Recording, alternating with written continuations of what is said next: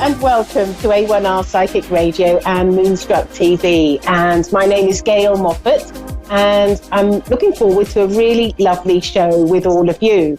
And this is a show where I normally would do a little bit of a spiritual talk, and then we will have two callers that will ring in and we'll do some readings on them, which is all very excited. It could be you. Anyway, so before we get started with the callers, let's go straight to my little spiritual talk that I like to do. And do you know, I was thinking today how important friendship is, and I think that particularly it sort of really came to my mind at this point in time, and I don't know where you personally are living in the world, but I live in England, and we're probably sort of like the worst hit with the coronavirus, and we're on a lockdown, but it's slightly being eased, but not really that much. And I think it was due to a little bit of pressure there. Anyway, so we've had about 7 or 8 weeks where we've been, sort of stuck at home and not been able to see people, see family, see friends. And it really sort of struck me today, sort of how important friends and family are, and how sort of perhaps slightly deprived we are of not being able to connect in the normal way. But, when we think about the coronavirus and think about the last pandemic that took place, that was in 1918, I sort of think to ourselves, aren't we lucky that we have, all the mod cons of being able to do video calls or social media or things like that, where we can communicate as if they're in our rooms. And I think we're sort of quite sort of lucky in that respect. But the value of friendship is quite important, because we are sociable people, we are social animals, and many people connect, whether it be through business or whether it be through friendship or social sort of situations or family situations. But all of those connections has a spiritual meaning as well.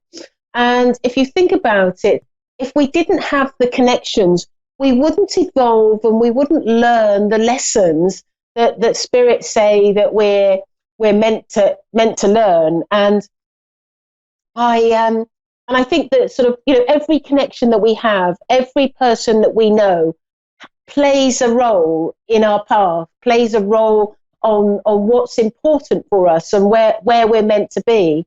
And that person, it may be their role is just simply to support us and be a friend, or it may be that they're a teacher to us, or maybe we are a teacher to them, or maybe they are somebody that are going to be in our lives when we need to go through a difficult time. And what I marvel at is how organized the spirit world is, and how organized they are in helping us in our lives and, with our friends and families. And sometimes the most difficult relationship that we have, whether that be through a friend or family, the most difficult relationship is often the one that we perhaps learn the most. And so there's so much that the spirit world are sort of very close to us and guiding us in our lives. And this is where, sort of radio shows like this, or Moonstruck TV, whichever way where you're looking at. But this is where these sort of shows are quite important, because it sort of builds the bridge. It brings those sort of ideas and all those plans that was put together all those years ago, and it brings that bridge so that we can talk about it, we can give guidance, and we can give advice, and that can come straight from the spirit world, because they have a deeper understanding of what our life is all about and the meaning of our life.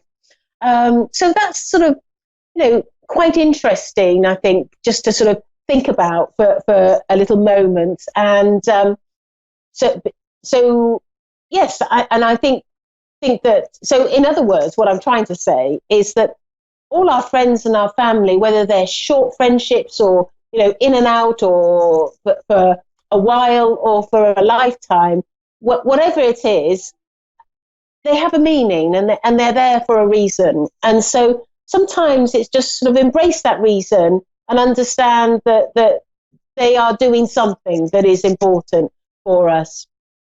And so that's my little chat about friendships at a particular time when we are missing our friends, perhaps, in our lives. Anyway, let's go to some callers. And I believe we have Jennifer in Oceanside, California. Are you there, Jennifer? Yes, ma'am, I'm here. Hello, and how are you? I'm good. How are you? I'm very well. I'm glad it's getting warmer where we are. But you have lots of nice warm weather where you are, I'm sure. Anyway, it is quite sunny and nice most of the time. To loved ones in the spirit world, or I can give guidance from my guides. Is there a particular way you'd like me to work, and particularly where would you like me to focus?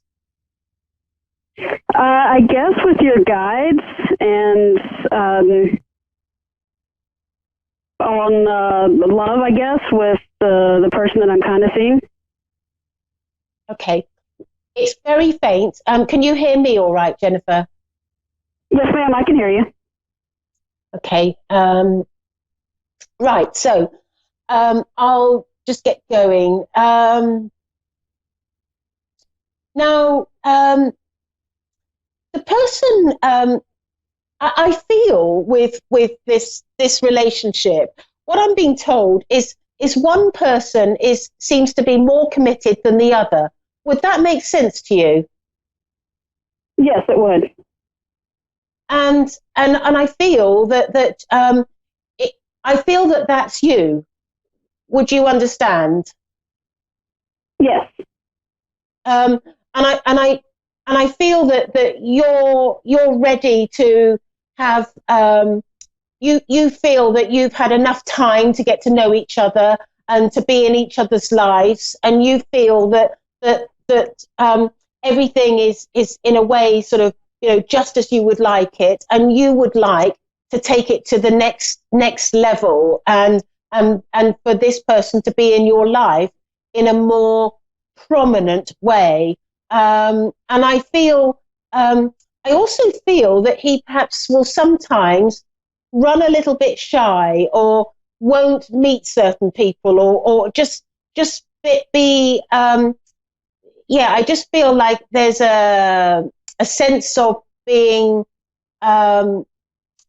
almost like wanting to be in your life but not. Would that make sense to you? Yes, it does.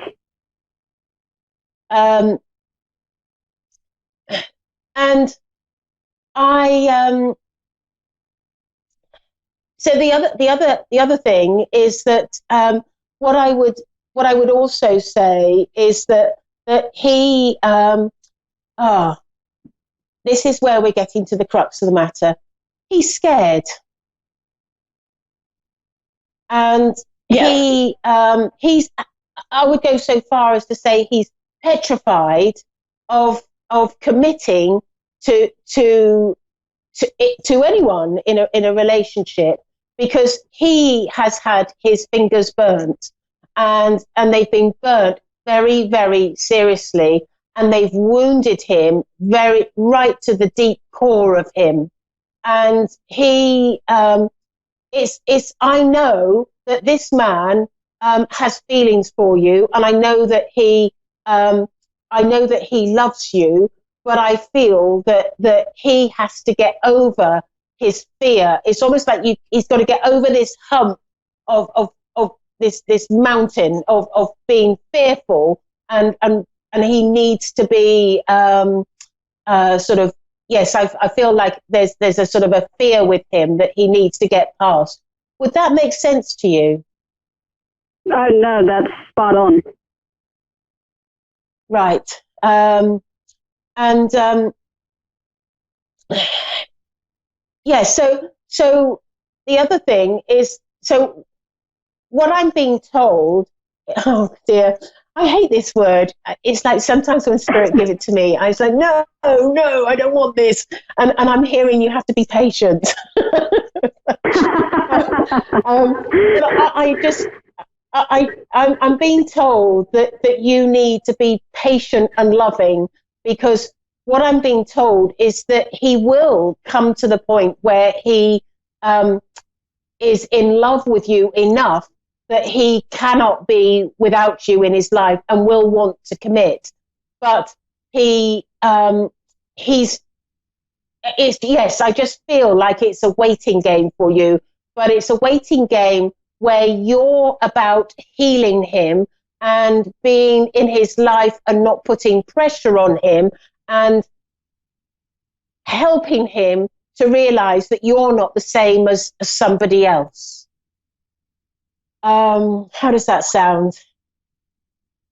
Yeah, that's kind of where we are and where we've been. Everything you said is exactly what's going on. And as much as you say you hate the word patience, I also hate it as well. But I know that it's the right thing. It's sometimes, you kind of get stuck in your own head and wonder if it's the right thing to wait for so long. Well, what I'm being told is that you so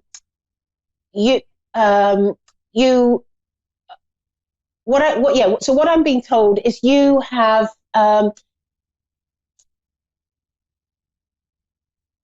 this isn't a bad person, and I'm being told that you are, it's almost like you will capture his heart, and you will be, if you continue. So okay, let me explain.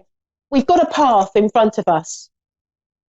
If you choose to stick at this path, and that's the key question, if you choose to stick at the path, because don't remember, God has given us free will. But if you choose to stick at this path, you will be in a relationship that will be serious and committed, and he will be with you. But it's going to take time, and it won't be overnight. But I do feel that he has love for you already. It's just that he is scared. And I feel also that there is a big reason why you're in his life. And that reason is because you are going to be involved in not only eventually being committed to him, but you're about healing him, not only from this relationship, but from other things in the past. And I feel that there is something to going back to his parents, where he has wounds as well. And I just get the feeling that you, it's almost as though you're a healer, and your role in this life with this man is about healing him. But once you've got to that point where he is healed, oh boy, you're going to have the most wonderful, wonderful person. At the end of the day, he's quite a sensitive soul, and he has got some deep wounds. But I know, absolutely know, that if you've got the patience and you're prepared to hang in on there and be there, then you will end up succeeding and having almost like the best relationship you could ever imagine. Because wow. I feel you've got half of him. Does that make sense to you? No, it definitely makes sense, and you are right. He's there's stuff that goes back a long time, and he's actually finally admitted he needs to see a therapist to help move through that. And so it's I know it's a lot of work, and. My It's just good to hear that. my guide is saying to me that if he were to seek out a therapist, he would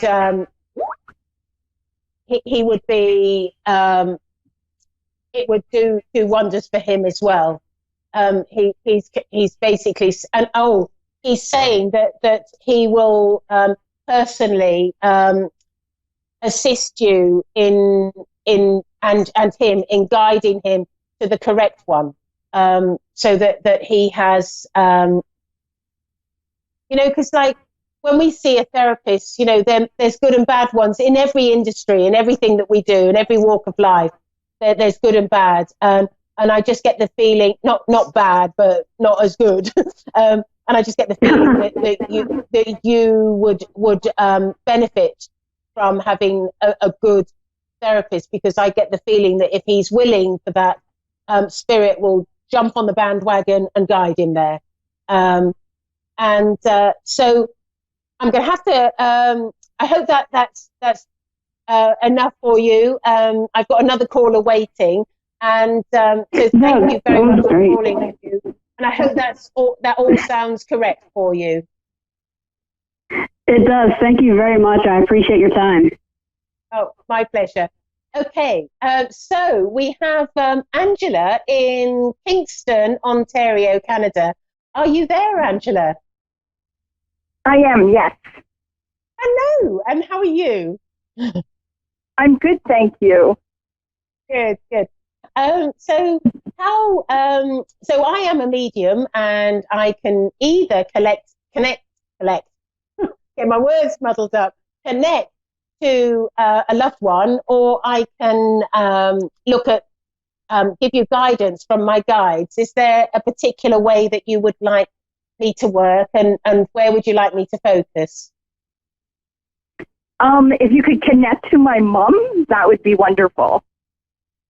Right, okay. Right, okay. I feel I have your mum almost like she was there as soon as you said mum, I saw her. She was like just there.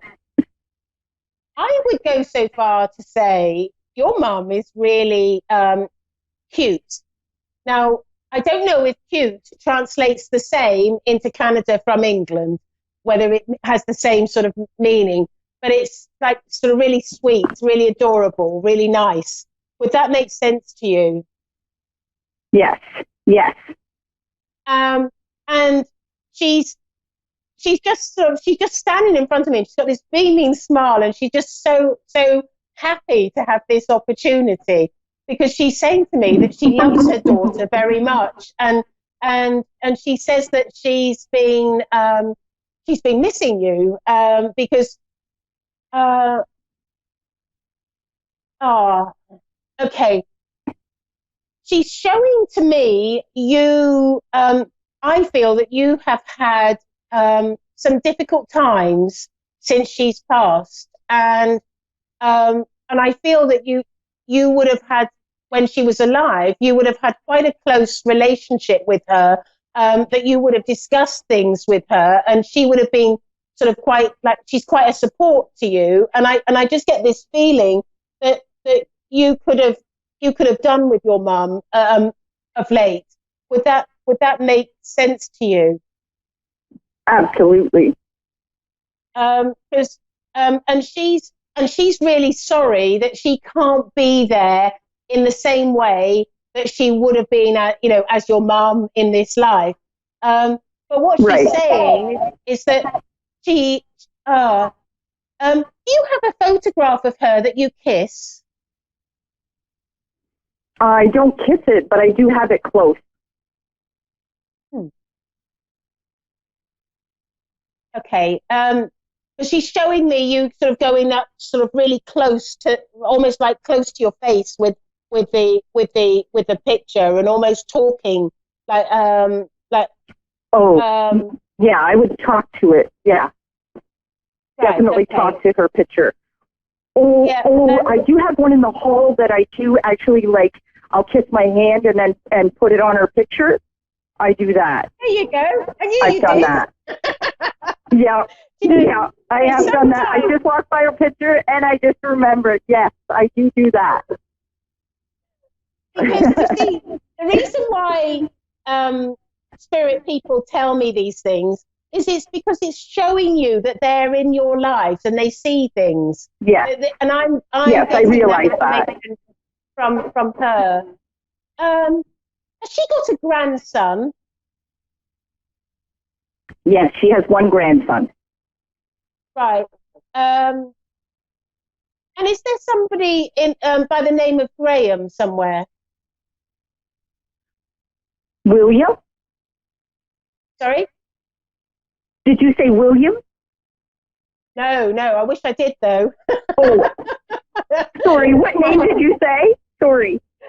I said Graham. No. You know? Okay. I'm generally not very good at words, and I took the plunge and went in with it.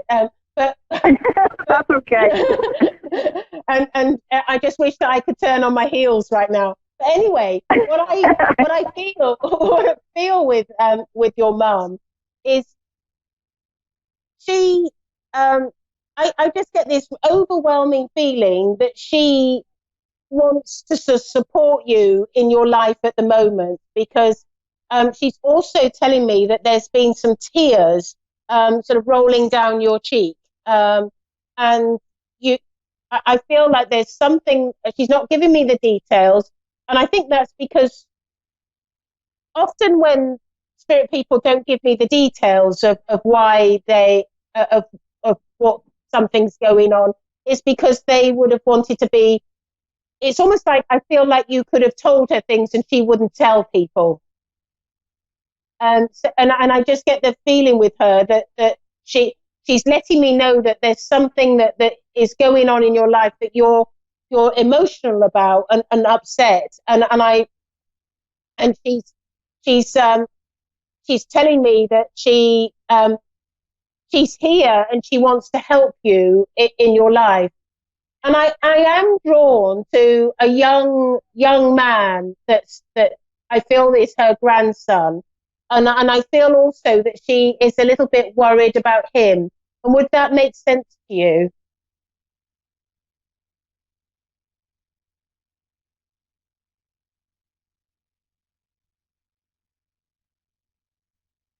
Um, can you understand that, Angela? Um, so I'll just carry on, because I think we may. I believe she's still listening, but we've lost the connection. So I do believe that she's telling me that you have a son. There is a grandson, and I do feel that she's quite worried about this young boy. And I also feel that you have been concerned about this boy too, and I feel that you are almost like looking for solutions in that situation. So I don't know how much you heard of that, Angela, because I understand you're back. Did you hear that?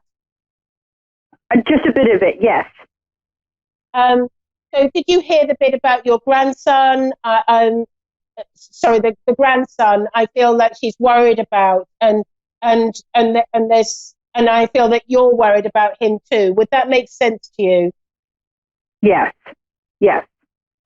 And she's letting me know that she's on the case, looking to sort of try and sort this out, because she's saying that almost like this could be a problem. This could be a like it's a worry to the family, and she's saying to me that she's going to do her utmost from spirit to try and resolve things with this young boy. And she's also saying to me that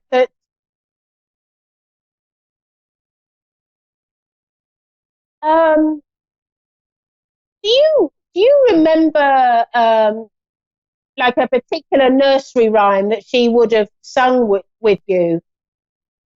I feel yes. like it's Yeah. There was one.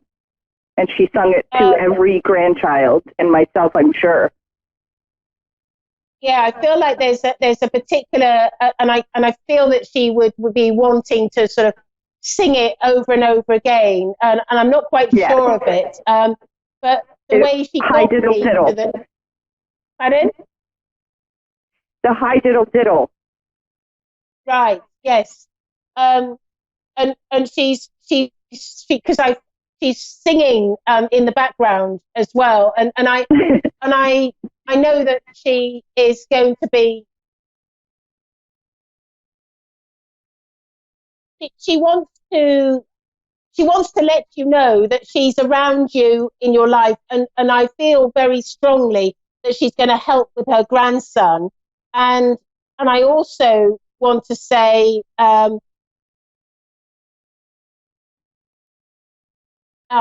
she's saying to me that she has a great deal of love for you, really, really loves you. And I know that this is, could be construed as something, oh yes, they would say that. But I just know very importantly that she wants to let you know how much she loves you and how much she's in your life and around you. And I feel also she's apologizing for leaving, because she makes me feel like she shouldn't have gone. It wasn't like, she makes me feel like it wasn't, she should have still been here.